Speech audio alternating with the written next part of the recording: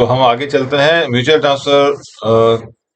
में जो list of documents para 6.2 कहा गया, इसमें application containing all the necessary details should be made in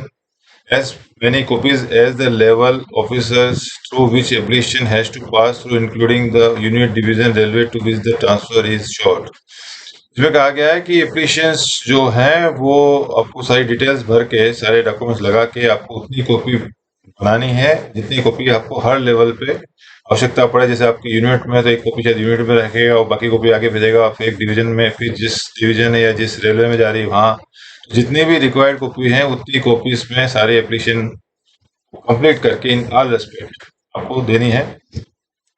all the copies B है इसमें लिखा हुआ, all the copies should have a recent photograph size, recent passport size photograph of the employee firmly pasted affixed on the top right corner of the, जो application है उसके right side corner में जो कर्मचारी होगा वो रिसेंट पासपोर्ट साइज फोटो जो है चिपकाएगा उसके ऊपर अच्छी तरह से, सभी कॉपियों में ऑल द कॉपीज लिखा हुआ है। सी बोलता है पैरा हमारा point, the application should B accompanied by an additional identical passport size photograph which may be affixed pasted similarly on the memorandum orders pairing the employee for transfer as and when issued। जो application आप देंगे तो application के साथ एक additional photo आपको देना है, आइडेंटिकल पासपोर्ट साइज। आइडेंटिकल का मतलब ऐसा होता है कि कई बार क्या होता है, कर्मचारी के पास को मान लीजिए 3 या 4 कॉपी बनानी है और पता चला उसके पास 2 ही कॉपी है, 3 कॉपी है और उसके बाद खत्म हो गया, तो क्या कर्मचारी 3 कॉपी लगाता है और फिर एक नया फोटो खींचता है और फिर उसके 2-3 लगाता है। तो आइडेंटिकल का मतलब होता है कि जो फोटो पासपोर्ट साइज फोटो आप लगा रहे हो वही सेम की सेम फोटो, दूसरा फोटो नहीं चलेगा, दूसरी शर्ट में नहीं चलेगा, ना ही आपका सेम शर्ट में दूसरा फोटो होगा, एक ही फोटो होगा वो सभी एप्लीकेशन में, एज वेल एज एक एडिशनल लगाना है आपको, उसमें पिन करना है आपको अपनी जो एप्लीकेशन है उसके अंदर, ताकि जब आप रिलीव हो, रिलीविंग में और जो मेमोरेंडम निकलेगा उसमें वो फोटो लगे, ताकि आप जब जहाँ जा रहे हैं वहाँ पे कर्मचारी उसको देख के कंफर्म करे कि ये अगर आपका फोटो अलग अलग होगा तो फिर इसमें थोड़ा सा कंफ्यूजन होता है, इसलिए रेलवे बोर्ड ने कहा है कि सेम आइडेंटिकल फोटो होना चाहिए, एडिशनल फोटो। डी बोलता है पैरा हमारा, the immediate supervisor officer of the employee concern before forwarding the application for further necessary should attach photograph affixed on the each copy of application in such a manner that signature and the rubber stamp below that appear partially on the photograph and partially on the upper paper side of the photograph। जो unit वाला जो supervisor होगा वो forward करने से पहले application photo को attested करेगा, मतलब कंफर्म करेगा, वेरीफाई करेगा कि भाई ये बंदा उसी का है, और वो उस पर साइन करेगा अटेस्टेड की कंफर्मेशन के लिए, वो साइन और रबर स्टैम्प लगाएगा उसके ऊपर, फोटो के ऊपर। वो इस तरह से लगाएगा कि आधा साइन और आधा जो स्टैम्प है वो फोटो के ऊपर हो और आधा कागज के ऊपर हो।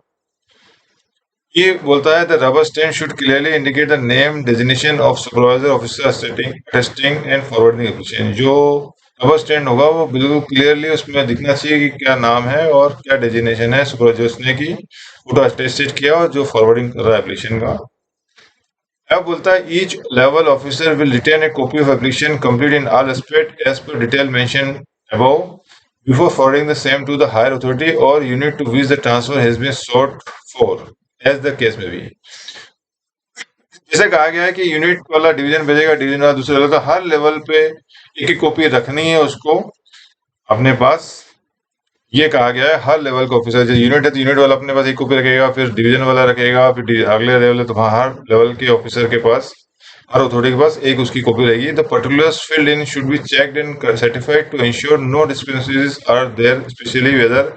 एम्प्लॉय इज रेगुलरली प्रमोटेड और ad hoc in the particular grade. इसमें कहा गया है कि एप्लीकेशन फॉरवर्ड करने से पहले आपको पूरा यूनिट लेवल और डिवीजन लेवल में पूरा चेक होना चाहिए और सर्टिफाइड करना पड़ेगा कि इसमें कोई भी कमियां नहीं पाई गई है। स्पेशली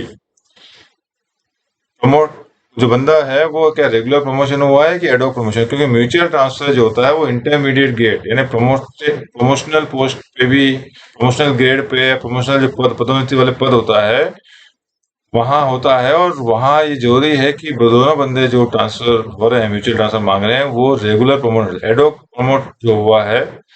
या हायर ऑफिशियलिंग कर रहा है due to shortage of staff वो नहीं चलेगा। तो इसलिए आप वो जरूरी है कि आप अच्छी तरह चेक किया जाए कि बंदे दोनों जो है वो जो प्रमोशनल पोस्ट पे दोनों काम कर रहे हैं वो रेगुलर प्रमोशन हुआ है, ये इंश्योर करना है फॉरवर्डिंग अथॉरिटीज को। जी बोलता है the application should be registered and appropriate priority number allotted as per extant procedure and the employee advise of this. इसमें कहा गया है कि जितनी भी एप्लीकेशन म्यूचुअल ट्रांसफर की आती है उनको रजिस्टर करना है, उनको प्रायोरिटी नंबर अलॉट करना है और जो नंबर अलॉट किया है वो एम्प्लॉय को एडवाइस करना है। एच लिखा हुआ है, एच बोलता है after the request for transfer has been accepted and necessary order issued by the computer authority. अगर ट्रांसफर जो है सामने से एक्सेप्ट हो गया है और ऑर्डर इश्यू कर दिए हैं कंप्यूटर अथॉरिटी द्वारा, memorandum oblique order sparing the employee should have the photograph of the employee received from him at the time he made the request initially pasted on it duly attested in the manner indicated in D below। तो अगर transfer order accept हो गया, mutual transfer order issue कर दिए हैं, तो जो sparing memo या जो भी ऑर्डर होगा उसके अंदर कर्मचारी का जो आइडेंटिकल फोटो हमने लिया था वो उसके ऊपर चिपकाया जाएगा और उसको अटेस्टेड किया जाएगा, जैसे हमने पैरा डी में बताया था, यानी कि आधा साइन ऊपर होगा और आधा नीचे होगा पेपर के ऊपर, फोटो के ऊपर, उसके रबर स्टैंड भी उससे लगेगी, आधा फोटो पे लगेगा, आधा नीचे लगेगा। The memorandum order should also have the signature of transferred employee and his left thumb impression, both of which should be duly attested by the officer signing the memorandum, which his name and designation appearing below the signature। इसमें यह भी कहा गया है कि जो relieving memo होगा हमारे ट्रांसफर स्पेयरिंग मेमो होगा वो उसमें कर्मचारी के स्पेसिमेन सिग्नेचर साथ में उसका थंब इम्प्रेशन भी लगाया जाएगा ताकि वहां जहां जा रहा है वहां वेरीफाई हो सके, और साथ में स्पेसिमेन सिग्नेचर जो लिया जाएगा कर्मचारी का और थंब इम्प्रेशन उसको भी अटेस्टेड करना है, जो अथॉरिटी है फॉरवर्डिंग अथॉरिटी जो है वो करेगी। When the transfer employee present himself in the new unit, the original sparing memo with him for transfer, necessary details like his photograph, signature, etc. should be carefully matched before he is allowed to join। जो कर्मचारी जब नए unit में जाएगा relieve होके, तो वहां के लिए ड्यूटी बताइए कि जैसे ही कर्मचारी आपके पास नया आता है म्यूचुअल ट्रांसफर में, तो ये ड्यूटी बनती है कि उसको वेरीफाई किया जाए नए यूनिट में। वेरीफाई किससे करेंगे? एक तो फोटो जो है वहां पर लगा हुआ उससे वेरीफाई करेंगे, और जो पहले फोटो आया, पहले जो एप्लीकेशन आई थी उसमें फोटो, अभी जो रिलीव मेमो जो फोटो आएगा और जो एम्प्लॉय आएगा उसका चेहरे से मिलान किया जाएगा, और साथ में सिग्नेचर और जो स्पेसिमेन सिग्नेचर लिए थे थंब इम्प्रेशन उसको भी मैच किया जाएगा। If in any case the details match prime fascia but still reasonable doubt persist, अगर आप मैच करने पर अगर किसी से तो डाउट लगता है आपको थोड़ा सा भी, तो consultation inquiry verification of genuineness is warranted with the railway division unit from which the employee has been transferred and same can be done as soon as possible within a month of his joining। थोड़ा सा अगर आपको doubt है तो आपको confirmation करना है जिस रेलवे से यूनिट से बंदा आया है, तो ये ज्वाइनिंग के 1 महीने के अंदर करना है। All communication regarding transfer should be signed by gazetted personnel officer with his name and designation appearing below the। जितने भी कम्युनिकेशन होंगे वो gazetted personnel officer से साइन करेंगे। मैं बता दूं आपको, पहले जो हमारा 2017 का जो लेटर था उसमें जितने भी लेटर फॉरवर्डिंग करने थे उसमें DPO oblique senior DPO wording लिखा था, और वो वर्डिंग इन्होंने अभी हटा दिया, मेरा मानना है। अब सिर्फ गजेटेड पर्सनल ऑफिसर कहा गया है, तो अब जो गजेटेड पर्सनल ऑफिसर जो होता है मिनिमम एपीओ होते हैं, तो एपीओ के सिग्नेचर से भी सब साइन का जितने कम्युनिकेशन है इसमें कहा गया है। ये बोलना अच्छा काम किया है कि अब गजेटेड पर्सनल ऑफिसर है, एपीओ भी अब इसमें साइन कर सकता है सभी कम्युनिकेशन के अंदर। LPC should be issued immediately, LPC should be issued immediately, signed by a gazetted account officer with his name and designation appearing below the signature। तो बताइए LPC भी आपको देनी है जिसमें gazetted account officer साइन होते हैं। LPC should be sent under a covering letter। LPC आपको जो नए यूनिट में भेजना है आपको कवरिंग लेटर के साथ। सिमिलरली सर्विस बुक का भी बताया गया, service book employee concern duly completed should be send to new unit in the same manner. तो आपको जैसे ही कर्मचारी रिलीव होता है शीघ्र अति शीघ्र एलपीसी आपको वेरीफाई करके अकाउंट्स वेट करा के भेजना है, सर्टिफिकेट शीट भी आपको भेजना है। 7 नंबर में रिलीविंग की बात हुई है। It has been decided that all mutual transfer cases where NOC has been given by both the railway unit that is accepting or relieving both the employees should be spared immediately within a week without either unit waiting for renewal। इसमें बता दूं पहले एक नियम था कि mutual transfer में senior को रिलीव किया जाएगा, जूनियर को बाद में किया जाएगा। उसको रेलवे बोर्ड ने अमेंड करके फिर नया रूल बनाया है कि अब आपको सीनियर जूनियर को ध्यान में रखे बिना जैसे ही आपको एक्सेप्टेंस आता है, आपको within a week objective question पूछा जा सकता है इसके अंदर कि म्यूचुअल ट्रांसफर एक्सेप्ट होने के कितने दिन में आपको भेजना है, तो विद इन ए वीक आपको इमीडिएटली उसको स्पेयर करना है without either unit waiting for the reliever. Reliever के आने के बिना ही आपको दोनों में, चाहे जूनियर है सीनियर है, म्यूचुअल ट्रांसफर को इमीडिएट आपको रिलीव करना है अगर आपका एक्सेप्टेंस आ गया है। तो सारी फॉर्मेलिटीज पूरी हो गई है तो आपको इमीडिएटली करना है। और a photograph of service record and unvetted LPC should be given to the employee for submission at new division. साथ में जब रिलीव करने के साथ में हम सर्विस शीट की जेरोक्स और एक अनवेटेड एलपीसी जो कि हमारे शीट से निकल जाती है बिना अनवेटेड जो होगी वो आपको कर्मचारी के साथ में जाने देनी, कर्मचारी को देनी साथ में जब रिलीव हो रहा होता है, ताकि वो नए डिवीजन में सबमिट कर सके। Original service record LPC should also be sent positively within 15 days. फिर कहा गया है कि ओरिजिनल सर्विस रिकॉर्ड है जो कि वेट कराना पड़ता है अकाउंट से, साथ में एलपीसी भी वेट कराना पड़ता है। ये पूरा जल्दी से वेट करा के 15 दिन के अंदर आपको कर्मचारी जहां ट्रांसफर हुआ है वहां आपको भेजना है। ये हमारा 7वां नंबर पॉइंट है। अब हम 8वें नंबर पॉइंट पे हम बात करेंगे जो काफी इंपोर्टेंट पॉइंट है। जैसा कि मैंने आपको पहले ही बताया कि कोई भी म्यूचुअल ट्रांसफर होता है वो कॉरेस्पॉन्डिंग कैडर होना चाहिए, यानी कि जो कर्मचारी का डेजिग्नेशन है, जैसे स्टेशन मास्टर तो स्टेशन मास्टर है, पॉइंट्समैन है तो पॉइंट्समैन, ट्रैकमैन है तो ट्रैकमैन, ये बोलते हैं कॉरेस्पॉन्डिंग कैडर। इसमें रेलवे बोर्ड ने 2018 में एक एक्सेप्शन दिया, एक्सक्यूज दिया कि थोड़ा सा रियायत बरती कि नॉर्मली कोई भी म्यूचुअल ट्रांसफर होगा ग्रुप सी के अंदर, वो ग्रुप सी का मतलब मेरा मतलब है 1900 एंड अबव। हालांकि अब 1800 भी ग्रुप सी है, लेकिन हम 1800 को अर्थ वाइज ग्रुप डी कहते हैं, तो उस हिसाब से ग्रुप सी अगर 1900 से माने तो 1900 से अबव जितने भी है वहां म्यूचुअल ट्रांसफर सिर्फ कॉरेस्पॉन्डिंग कैडर यानी सेम डेजिग्नेशन या कैटेगरी के लोगों के बीच में हुआ। लेकिन 1800 में रेलवे बोर्ड ने थोड़ी सी रियायत दी और एक्सेप्शन दिया। उसमें कहा गया है, इसमें कहा, मैं सब्जेक्ट पढ़ देता हूँ, no applicability of corresponding cadre in erstwhile group D ₹1800 GP level 1. It has been decided that an erstwhile Group D employee working in level 1 and GP ₹1800 belonging to any department cadre of a division office railway production unit may be allowed to go on mutual exchange basis with another employee working level 1. इसमें railway board ने कहा है कि कोई भी erstwhile group D employee है जो कि GP 1800 में है और लेवल 1 में है, वो किसी भी डिपार्टमेंट कैडर, किसी भी डिवीजन, किसी भी ऑफिस, किसी भी रेलवे, किसी भी प्रोडक्शन यूनिट और किसी भी यूनिट में हो, वो म्यूचुअल एक्सचेंज में किसी भी दूसरे कर्मचारी जो कि लेवल 1 में है और 18 जीपी में है उसके साथ म्यूचुअल एक्सचेंज ले सकता है। कॉरेस्पॉन्डिंग कैडर की जरूरत नहीं है। And belonging to any other department cadre of any division, office, railway, production unit without applicability of the term without applicable term, इसमें लिखा गया this dispensation is however subject to the fulfilment of the prescribe medical stand. तो जो mutual आपका होगा कर्मचारी जो group D के अंदर, उसके बाद एक ही कंडीशन आपको ध्यान रखनी है, वो है कि मेडिकल स्टैंडर्ड सेम होना चाहिए। जैसे ग्रुप डी हमारे यहाँ होते हैं रेलवे के अंदर, अलग अलग डिपार्टमेंट होते हैं, तो कहीं पे आपको मेडिकल कैटेगरी A2 चाहिए, A1 मेरे ख्याल से तो नहीं चाहिए किसी में भी, क्योंकि उसे रनिंग में आता है। ग्रुप डी इसमें होता नहीं है। तो A2 पॉइंट्समैन वगैरह होते हैं, तो A2, A3, B1, B2।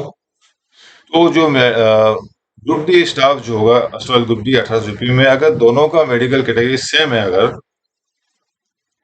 तो वो आपस में म्यूचुअल ट्रांसफर ले सकते हैं किसी भी डिपार्टमेंट के हों। इसमें एक मैं अपना पर्सनल एक्सपीरियंस शेयर करना चाहूंगा।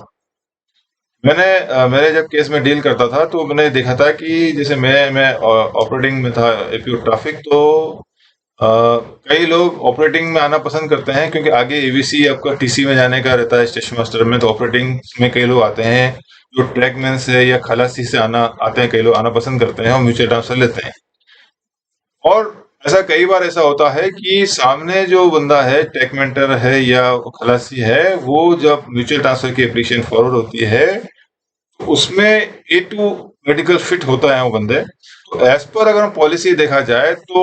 वो भी A2 है, हमारा पॉइंट्समैन भी A2 है, तो आराम से हो सकता है म्यूचुअल, में कोई दिक्कत नहीं है। लेकिन मेरा पर्सनल ओपिनियन था, मैं कुछ थोड़ा सा इसमें रिस्ट्रिक्ट रहता था, तो मैं चेक करता था कि अगर A2 है मेडिकल सामने वाला बंदा, तो जैसा कि आपको मालूम होगा कि जो इनिशियली जो लोग आते हैं A2 में, अगर कोई खलासी है तो उसका फिर कई सालों तक अगर वहां पे खलासी के लिए उसका जो मेडिकल क्वेश्चन C1 चाहिए उसको, हो सकता है वो 5 साल 10 साल पहले आया हो, 10 साल पहले उसको A2 लिया हो, तो क्या आज की तारीख में A2 है कि नहीं है। हम एक बार हम कर दें म्यूचुअल ट्रांसफर, यहाँ आने के बाद उसका जब भी पीरियडिकल एग्जामिन हो, पता चला फिट ही नहीं है, तो हमारा एक पॉइंट्समेंट कम हो जाता है, छोड़ हो जाती है। और हमारी चूंकि सेफ्टी कैटेगरी पोस्ट है और काफी शॉर्टेज थी, गाड़ियां चलानी पड़ती है, तो मैं थोड़ा सा उस पर मेरा पर्सनल व्यू था कि मैं, क्योंकि जो मेडिकल कैटेगरी A1 A2 होती है, इनकी जो वैलिडिटी जो है, उसको हर 4 साल में मेडिकल कराना होता है, 4 साल के बाद उसकी वैलिडिटी खत्म हो जाती है। मेरा पर्सनल व्यू ये था कि जब भी म्यूचुअल ट्रांसफर ये पीछे मेरे पास आती थी, अगर वो 4 साल से ज्यादा है, 4 साल के नजदीक भी है, यानी 3.5 साल भी हो गए, तो अगर मैं लूंगा उनको 3.5 साल में और पता चला 2 महीने बाद मेडिकल अनफिट हो गए, मैं शॉर्टेज होती थी, तो मैं, अगर कर्मचारी को 1 या 2 साल हुए हैं तो हम ले लेते थे, लेकिन अगर 3.5 साल के बाद अगर से ज्यादा अगर उसको वहां पे काम करते हो गए, मेडिकल कराए हो गए, तो मैं इंसिस्ट करता था कि आप इसका फ्रेश मेडिकल कराइए, अगर अभी एक्टिव फिट है तो हम लेंगे उसको। नहीं तो फिर वही जैसे रोस्टर वाला बस्ट हो जाता है, सारे आपके एक ही कमेटी के लोग आ गए। ऐसे ही अगर मेरे पास मान लीजिए 10 पॉइंट्स मैंने म्यूचुअल ट्रांसफर किए, तो 10 जो है बहुत पुराने, 10 साल पुराने, और यहाँ आते पता था 10 मेडिकल फेल हो गए, तो मेरे 10 पॉइंट्स में इनकी सीधी शॉर्ट हो जाती है। ये हालांकि बोर्ड की पॉलिसी नहीं है, लेकिन ये मेरा पर्सनल था कि मैं, अगर कोई बंदा अगर 3.5 साल से ज्यादा अगर पुराना मेडिकल कराया होता है, तो मैं फ्रेश मेडिकल के लिए बोलता था कि भाई फ्रेश मेडिकल भेजिए, ताकि हम, तो कई बार रूल से हटके भी हमारी एक मोरल ड्यूटीज होती है जो हम रेलवे के हित में बात करते हैं। ये मेरा पर्सनल था खैर। तो इसमें ग्रुप डी के अंदर ये कहा गया है कि कॉरस्पॉन्डिंग कैडर नहीं देखना है, और अगर मेडिकल फिट है तो मेडिकल फिट जो है उनका म्यूचुअल ट्रांसफर हो सकता है। Staff so transfer should involve imparted requisite training in the new unit wherever considered essential before putting him और ऑन ए वर्किंग पोस्ट। इसमें ये कहा गया है कि जो कर्मचारी होंगे इस तरह जब नई जगह जाएंगे तो वहां अगर जरूरत पड़े तो उनको ट्रेनिंग भी देने की बात कही गई है। तो ये ट्रेनिंग जो है, this training period should be treated counted as duty. तो नए यूनिट में जाएंगे तो वो जब ट्रेनिंग दिया जाएगा उसको, तो एडमिनिस्ट्रेटिव अकाउंट में ही रहेंगे, उसको ड्यूटी माना जाएगा। इसके कनेक्शन में रेलवे बोर्ड ने SCS 250 निकाला है, जिसमें कि पैरा 310 को अमेंड किया है। पैरा 310 पे हम जाएंगे, अगर ये हमारा पैरा 310 था, पहले मैं बता दूं आपको, पैरा 310 था mutual exchange, railway servant transfer mutual exchange from one cadre of division office railway to the corresponding cadre in another division office. Railway shall retain their seniority on the basis of the date of promotion to the grade, or take the seniority of the railway servant with whom they exchange, whichever of the two may be lower। मतलब इन दोनों में जो भी junior होगा उसकी seniority senior बंदा लेगा। ये 310 में से 2 ही लाइन थी। इसको फिर रेलवे बोर्ड ने 200 पैरा SCS 250 ये निकाला रेलवे बोर्ड ने, RBI 99/18। और इसके अंदर रेलवे बोर्ड ने ये पैरा जो है 310 में, ये ऊपर वाली लाइन बिल्कुल सेम है 310, ये A पॉइंट है। अब इसको पहले जहां A था, यहाँ से एक ही लाइन थी यहाँ पे 310 के अंदर, ये सिंपल A भी नहीं था इसमें। अब इसको 2 पार्ट में रेलवे बोर्ड ने डिसाइड कर दिया। पहला सेम है, दूसरे में अब बता दें, in case of employee working level 1 such transfer on mutual exchange may be allowed between an employee belonging to any department cadre of a division, railway office, railway production unit, and another employee belonging to any department cadre of any another division, office, railway production unit without insisting upon the applicability of the terms of corresponding cadre. The employee should have the same medical standard as per the requirement of the post to which transfer is being sought. The staff so transfer should invariably be imparted degree training in the new unit whenever considered essentially before putting him or on the working post. This training period should be counted। ये counted as duties, ये वही की बात repeat की जो मैंने बताया कि इसमें कोई भी 2 कर्मचारी कहा गया है कि ये पैरा 310 में इनकॉर्पोरेट किया हुआ है, लेकिन अभी नेट में जाएंगे तो हमको पैरा 310 पुराना ही दिखेगा। तो ये मैंने समझाने के लिए ये दिखाया। और इसमें जो महत्वपूर्ण बात जो है, मैं जिसके लिए मैं बता रहा हूँ, वो ये है कि ये सीनियरिटी का जो बेनिफिट था 310 में, वो यहाँ पे भी मिलेगा, ऐसा मेरा मानना है कि यानी कि एक इशू चल रहा था, डिस्प्यूट था, डाउट था लोगों के बीच में कि जब दो ग्रुप डी स्टाफ है अलग अलग डिपार्टमेंट के, यानी एक पॉइंट्समैन है और एक टेक मेंटेनर के बीच में अगर हम म्यूचुअल ट्रांसफर करते हैं, क्योंकि कैटेगरी चेंज हो रही है तो लोगों के दिमाग में डर था कि अब नए यूनिट में जाएंगे, उनकी सीनियरिटी क्या रहेगी, क्या नए कैडर में जाएंगे बॉटम सीनियरिटी में जाएंगे। तो जहां तक मेरा इंटरप्रिटेशन है कि चूंकि रेलवे बोर्ड ने, मैंने जैसे बताया कि आपको दो म्यूचुअल ट्रांसफर की पॉलिसी है, एक आपका 229 में आती है और एक 230 में आ रही है। तो चूंकि रेलवे बोर्ड ने इस पूरे मामले को इस पॉलिसी के अधीन लेके आए हैं, यानी कि जो हमारी पॉलिसी है कॉम्प्रिहेंसिव पॉलिसी, इसके ही अंदर ये जो पॉलिसी निकाली है हमारी 2019 में, इस पॉलिसी के अंदर ही इसको पैरा 8 में डाला गया है। तो यानी कि इसमें और 310 में इनकॉर्पोरेट किया गया है। तो इसमें मेरा मानना यह है कि अब जब ग्रुप डी स्टाफ जो होंगे, अगर दो अलग कॉरस्पॉन्डिंग कैडर के अलावा भी कहीं भी जाएंगे तो उनको भी सीनियरिटी का लाभ, वही लाभ मिलेगा जो नॉर्मल सीनियरिटी अदर जो कॉरस्पॉन्डिंग कैडर में जाने वाले सीनियरिटी मिलता है। यानी कि जो सीनियर होगा उसको जूनियर जो जगह खाली करेगा, दोनों में से जूनियर होगा वहां जाएंगे, और जूनियर जो होगा वो जो नए कैडर में जाएगा, सामने वाले कैडर में जहाँ सीनियर था, तो वहां उसकी जितनी साल की सर्विस हुई है तो उतने साल की सर्विस का बेनिफिट उसको दिया जाएगा। और अगर सेम कोई बंदा मिल रहा है तो उससे जूनियर रखा जाएगा, उससे नीचे रखा जाएगा। लेकिन उसमें उसको मान लीजिए किसी की 5 साल की सर्विस हो गई है, मैं फॉर एग्जाम्पल मैं लेवल 1 की बात कर रहा हूँ, लेवल 1 की बात चल रही है, तो लेवल 1 में मान लीजिए सीनियर जो है उसकी 10 साल की सर्विस हो गई है, और जूनियर जो है अगर उसकी 5 साल की सर्विस हुई है, तो सीनियर नए जाएगा तो जूनियर जहाँ 5 साल था वहां उसका नाम डाल जाएगा, और जो जूनियर जो होगा जूनियर को नए यूनिट में जाके उसकी 5 साल की सर्विस काउंट करते हुए जहाँ उसकी सीनियरिटी फिक्स होगी वहां फिक्स करेंगे, यानी 5 साल का वेटेज उसको मिलेगा। ये सीनियरिटी का 310 पैरा का बेनिफिट इसको मिलेगा। ये जस्ट मुझे बताना था। एक और रूल इसमें आया जो इम्पोर्टेंट है, वो मैं बता दूं आपको। म्यूचुअल ट्रांसफर और reversion, it has been decided that mutual transfer may also be permitted between staff in the two different grades, but only in the recruitment gate of the cadre and not in the intermediate gate. अगर दो कर्मचारी है, मान लीजिए मैं artesian की बात करूं, आर्टिजन में इनिशियल रिक्रूटमेंट गेट 1900 होता है लेवल ग्रेड 3, फिर 2400, फिर 2800 ग्रेड 2 ग्रेड 1। तो अगर कोई अंदर ग्रेड 2 है और ग्रेड 1 दो आपस में मांग रहे हैं, तो रेलवे बोर्ड ने साफ मना किया है कि दो डिफरेंट ग्रेड में आपको म्यूचुअल ट्रांसफर नहीं होगा। दोनों म्यूचुअल ट्रांसफर के दो बंदे मांगते हैं कि दोनों को सेम ग्रेड में होना जरूरी है, ये रेलवे बोर्ड बोल रहा है। और अगर मान लीजिए दो बंदे अगर मानना फिर भी चाहते हैं, तो उनको फिर रिक्रूटमेंट ग्रेड में ट्रांसफर लेना पड़ेगा, ये कहता है। but only in the recruitment grade of the cadre, not in the intermediate. Both the employees seeking mutual transfer shall have to give a written undertaking accepting reversion unconditionally. दोनों जो कर्मचारी हैं जो इंटरमीडिएट ग्रेड में हैं, उनको revision का, unconditionally revision का लिखित में अंडरटेकिंग देना पड़ेगा, and willingly in their own interest in the recruitment grade, उनको जाना पड़ेगा विलिंगली से रिक्रूटमेंट में, और उनको bottom seniority in the respective unit in order of future litigation यानी इन फ्यूचर को फर्दर लिटिगेशन कानूनी बाधाएं ना आए, उनको नए यूनिट में रिक्रूटमेंट ग्रेड में जाना पड़ेगा और बॉटम सीनियरिटी में जाएंगे। ये रेलवे बोर्ड ने थोड़ा सा इसमें स्ट्रिक्ट किया है कि म्यूचुअल ट्रांसफर से, इसका मतलब ये कि आपको सेम ग्रेड में ही जाए, ज्यादा बेटर है।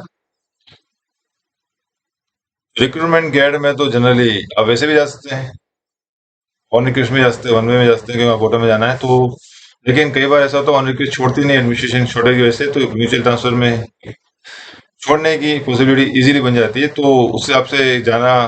की बात अच्छी है, बट आपको सीनियरिटी लॉस करनी पड़ेगी और रिक्रूटमेंट बोर्ड में जाना पड़ेगा। ये हमारा पॉइंट नंबर 9 आ गया। तो मैं यहाँ अपनी बात खत्म करना चाहता हूँ।